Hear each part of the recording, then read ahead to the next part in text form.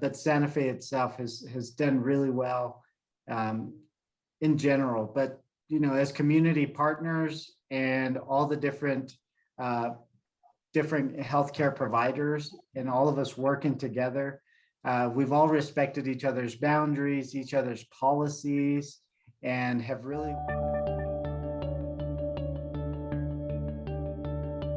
Hey everybody, Ken from Home Instead here. Thanks so much for joining us again today. Today my guests are Edgar and Rachael from the Montecito of Santa Fe. The Montecito is a senior living community that offers independent, assisted, and memory care services to their residents. Edgar is the executive director at the Montecito, and Rachael is the director of community relations. We've been working together in the community of Santa Fe for many years. I always enjoy every opportunity I have to spend some time with these two. We're talking today about, well, actually, we're getting together and having this conversation at what we're hoping is the tail end of this whole COVID pandemic. And things are starting to open back up, and we're finding a new normal that makes returning to more in-person social engagements safer and possible to do that. And so given the population that we work with, it tends to be primarily older adults, we thought this would be a good time to have a casual chat about what it looks like to reopen safely with the folks that we work with. So thanks for joining me, guys. Really appreciate it. Thanks for the invite. Thanks for having us. Yeah. So we'll start off with a light question. I hope you guys have been doing well. I'll ask each of you. We'll start with you, Edgar. What are you looking forward to the most with the warmer months coming upon us now? Definitely the outdoor gatherings. That's definitely something that, especially here in Santa Fe, the warmer months are great times for us to still be outdoors and enjoy just taking those afternoon walks, hikes, even picnics or those type of things. So that's definitely something that we're really looking forward to, me personally. And in terms of our campus and the residents, they also are looking forward towards being able to do some of those outdoor activities, getting together and having social distance book clubs and those types of activities that we used to host indoors. But now everybody's kind of still wanting to get together, but doing it safely. And so we've got a lot of outdoor areas that can definitely provide that kind of setting for them. That's awesome. I feel like Santa Fe, this area, it almost plays a bit of a trick on us around this time because it starts warming up and you're like, oh, it's warm, let's go outside. And then we get blown over by the wind, Absolutely. Yep. But once the wind starts calming down, it's absolutely beautiful. I can't wait. What about you, Rachael? What are you looking forward to the most? I am looking forward to the activities as well, but also I'm really looking forward to bringing back dining inside of our community. We have started out last few weeks. We've been doing lunches out on our back patio, and the residents have really enjoyed that. But I am looking forward to bringing them back into my building as well. It's been very quiet in my community for a while, so I'm really looking forward to seeing those faces of our residents on a more day-to-day basis and doing things within our building, like our fitness classes just started up, and we are doing the classes outside, but the gym's open and we can have up to 5 people in the gym at a time. So that's what I'm looking forward to, is just that slow movement into the indoors again too. That's great. I think as the beautiful weather does come upon us and the wind calms down, it might be hard to get people inside. It's easier now because of the wind. Yeah, for sure. Yeah, and even the coolness of the last few days, we did cancel our luncheons a couple times this week because it got cold and windy, and yeah. So you guys, I know at the Montecito, have been extremely careful throughout this whole ordeal to really minimize the impact of the pandemic on your community and help folks to stay safe. Coming to this point where we're at, things are starting to open up again and seeing a light at the end of the tunnel becoming more and more visible.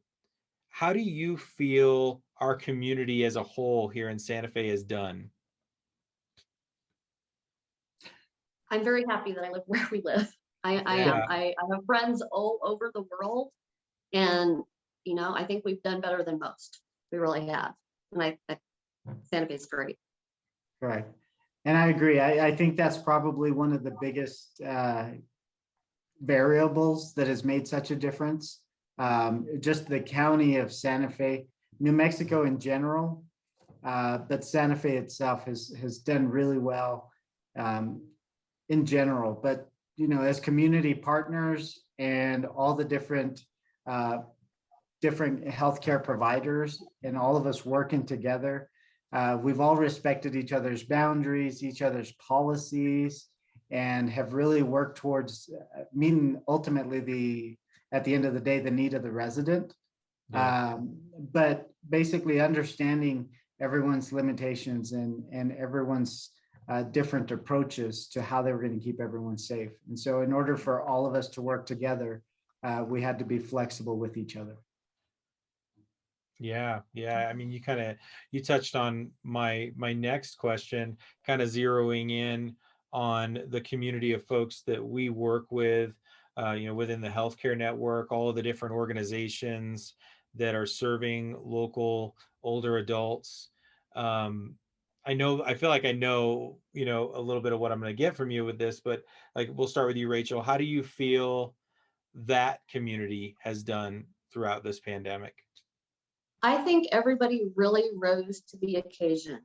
I think we all, like Edgar said, worked very well together in respecting each other's, boundaries and protocols that we were forced to put in place. Mhm. But everybody really stayed connected.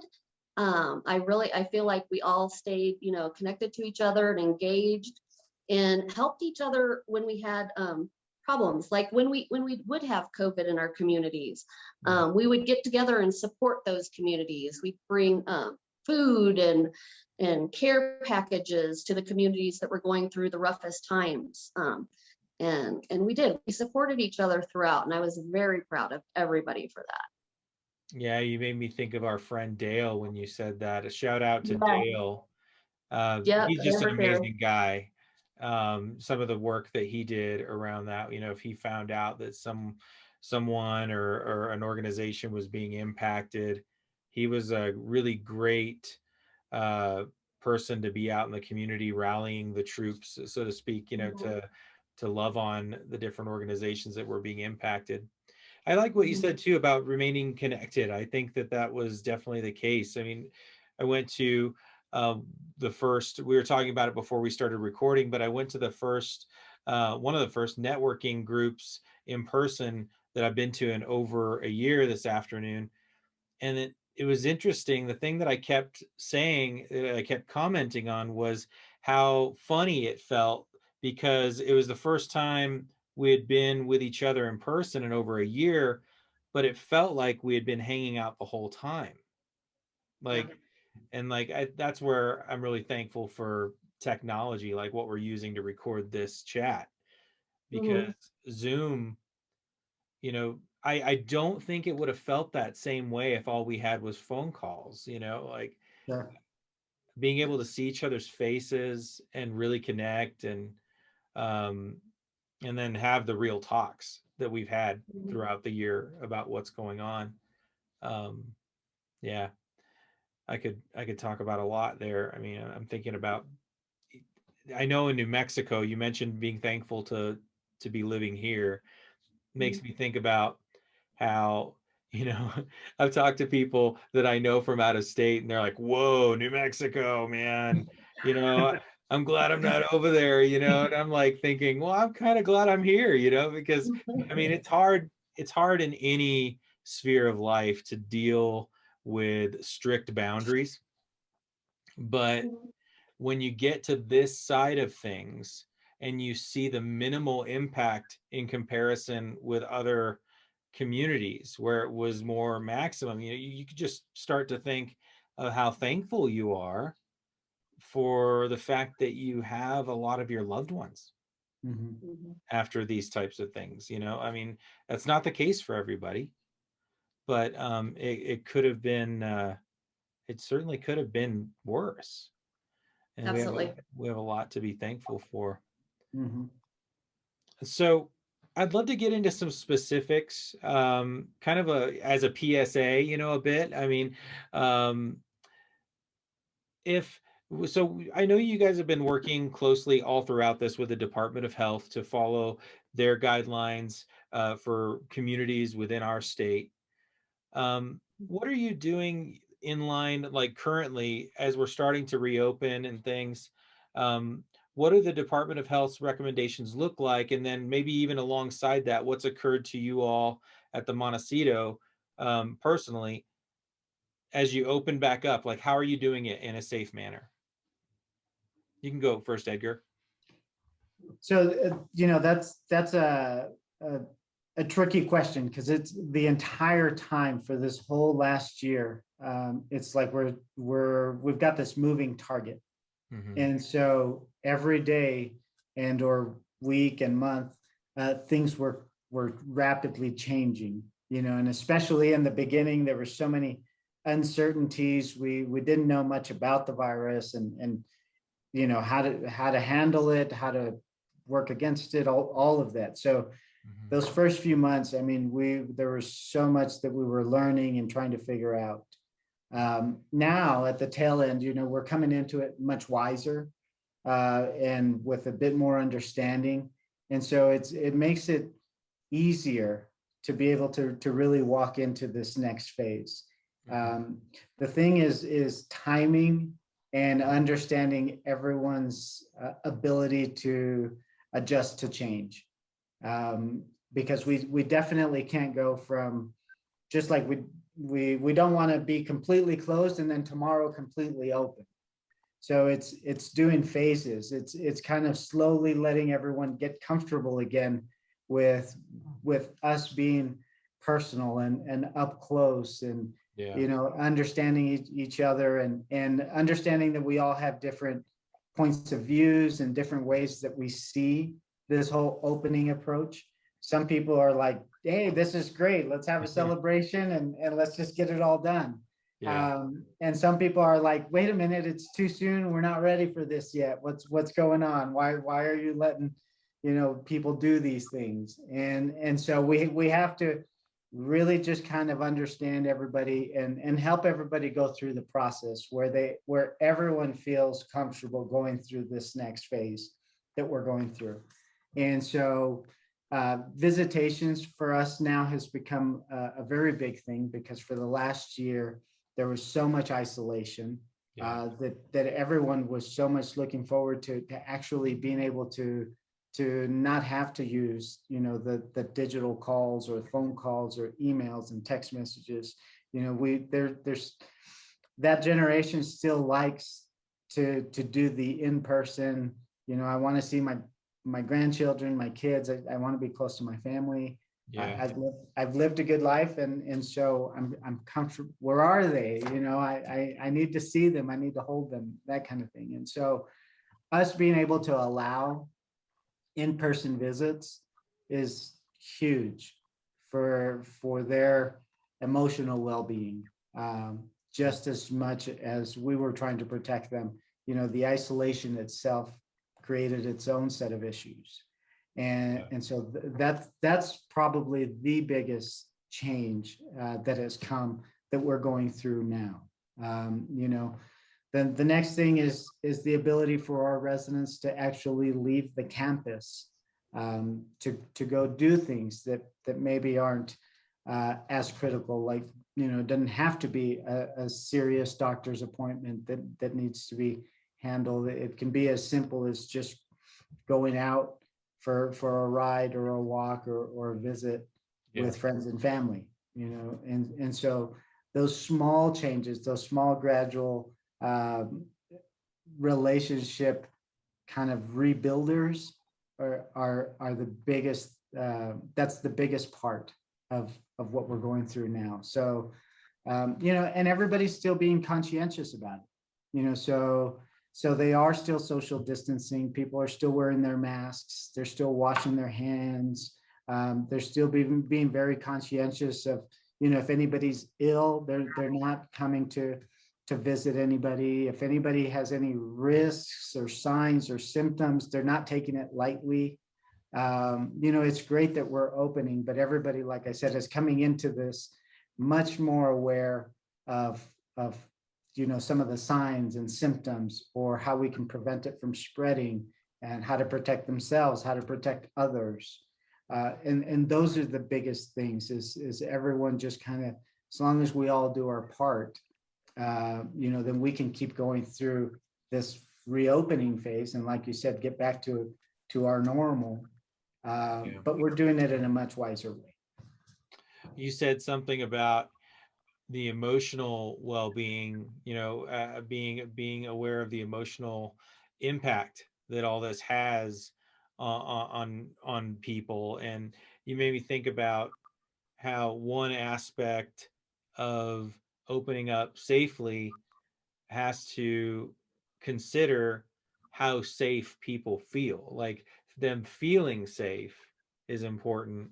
Um, what does that make you think of, Rachel? I mean, I know you have a big network of not only professional connections, but just friends all over the place. How have you seen the emotional impact of this thing affect people in different ways, and how do we have to think about that as we're starting to reopen? Right. Well, I think like Edgar mentioned, we're starting slowly, and especially in communities like ours, it's like one step at a time. Like we're doing the outdoor lunches on the patio. Yeah. And that's reservation only, because we have them still socially distanced, you know, just a few people per table. So it does. We have to take into consideration how everybody's feeling about the opening. And that's one of the reasons we're taking it step by step, just a little bit of a time. We don't want to open too quickly and then have to pull it all back. That's another thing that we're kind of watching. We don't want to give something and take it back again right away. So, you know, we want these changes to be permanent. We're hoping. Fingers crossed. So, yep. Huh? I said fingers I didn't crossed. hear that. Fingers crossed. But I do think that, you know, we're in a pretty great spot here in particular. And then it's just amazing to see, you know, the effect of, you know, these vaccines rolling out and seeing the numbers going down. And yeah, it feels a little bit like a dream. It does. Yeah. And we don't want to, you know, we don't want to count our chickens, I guess, before they hatch. Yeah. So we're taking it slow. And I think our residents really appreciate that.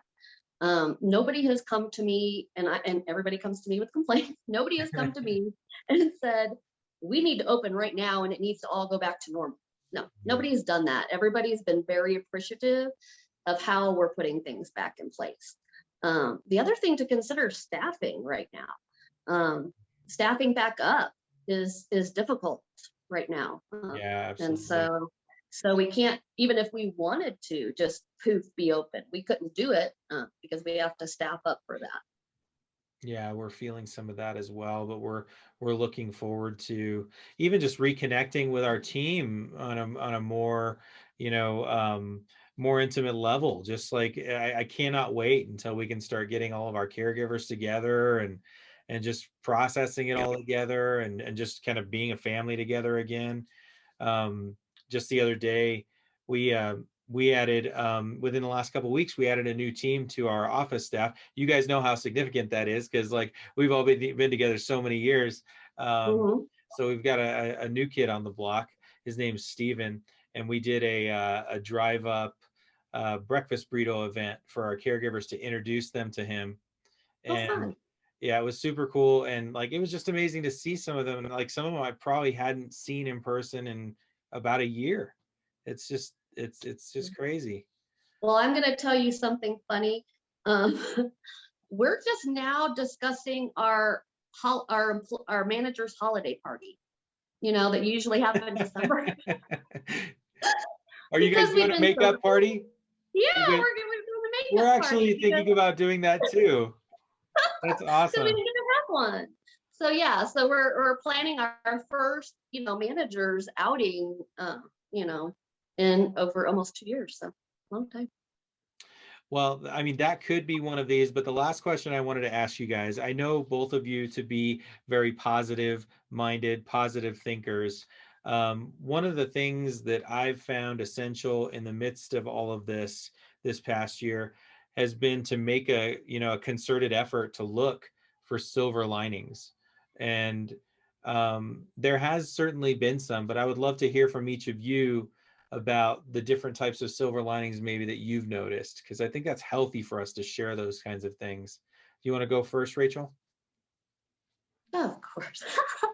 um, I actually think, we talk about how COVID, everybody was isolated, and I'm an introvert, so I didn't really see, from my perspective, Yeah. I always go to work and come home and stay home. So my silver lining is that I really felt that people made more of an effort to connect. I my mom lives in Illinois, and prior to COVID, we probably talked once every 2 months. Now we talk weekly, and COVID did that. And so to me, I feel like I connected a little bit more on some level. That's That's my amazing. silver lining. I can feel that way too. Like there was certain relationships, um, this whole dynamic made it so that we actually connected more, even if it was, Mhm. over Zoom or even just few people that we ended up picking up the phone and texting each other a lot more. I can Yeah. definitely relate to that. Yeah. What about you, I Edgar? checked in on people more often. Go ahead. Yeah. Sometimes those connections, I think during this time frame also were a little deeper. We tend to get really busy and really preoccupied with life in general. And I think it just really brought to the surface a lot of relationships that had maybe, like Rachel said, maybe we hadn't kept in touch as often. And so not just the frequency, but I think the quality of those connections, it got deeper for sure. There was a lot of, I think, serious conversations that maybe otherwise wouldn't have happened, and or we didn't take enough time to just stop, and we're forced to really ask questions and listen to people's answers, and or worry about how people are actually managing and dealing with this whole circumstance. And on many levels, it almost forced us to get involved in other people's lives, and we were forced to not just give help, but accept help, during this whole process, and be there for each other. So I think that was probably one of the biggest silver linings. I know there's a lot of family who I personally hadn't talked to for quite some time, and it was all of a sudden, just like we were having business network meetings with 15, 20 people. It's like all of a sudden there was this family network meeting where it's like, okay, let's all get on the phone and or check on each other weekly or monthly or whatever it may be, just to make sure that everyone's doing okay. Whereas before, if we said, okay, once a month we're all going to go to Sue's house and get together, that may not be as easy, but this year we kind of all made time for each other.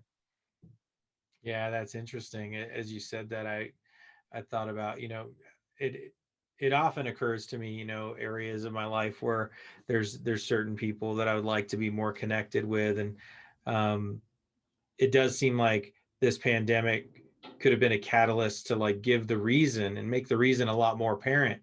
That the time, we don't have all the time in the world to do the things that we want to do, and I think that, before the whole pandemic, something like that, hey, we all got to get together at Sue's house, everybody be like, but why? Like we could do that next month, or we could do it next week. But yeah, I think that maybe that is one of the reasons we ended up connecting more with one another during this time, because it just became apparent that things can change. things can change pretty quickly, and you had no idea that it was even coming. Mhm. And And I think we're more appreciative of things now. I mean, almost everything I'm more appreciative of.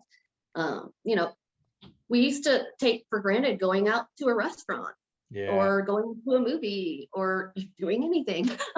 So doing now, I anything. mean, it is. It's like, oh my gosh, I'm gonna get to go out to lunch. That's just like amazing. Yeah, more appreciative. Now it's like I can go for a walk and I don't have to wear a mask. What? I can breathe the fresh air. Yeah. And I Mhm. think for us as a community of providers, and all the different spheres that we know folks within, I think that it's it's done a lot for our relationships and going forward, and our teams, that we've pulled together during a difficult time. And I think that that's a I mean, that's always a really great thing for relationships, when you're able to. I mean, I know of some heroic sounding things that you guys have done. We don't have to go into all that, but like sometimes when I hear about the ways that you and your team have pulled together, specifically you, Rachel, and you, Edgar, I I'm amazed by the things that you guys have done. And I'm really thankful for your work in the community, your work on behalf of the residents within the Montecito. But yeah, I'm just thankful to know you guys, thankful to be able to get together and have these chats. And I think this is a lot of valuable information. And yeah, I to those who are listening, definitely, if you have any questions about these types of things, I know that Rachel and Edgar, their phones are always they're always available on the phone. Their doors are always open, so to speak. And so thank you guys for having this chat with me. Absolutely. Hope you guys Thanks have a for great having rest us. of We your always day. enjoy chatting with you. You too. All right, Thanks take care, again. guys.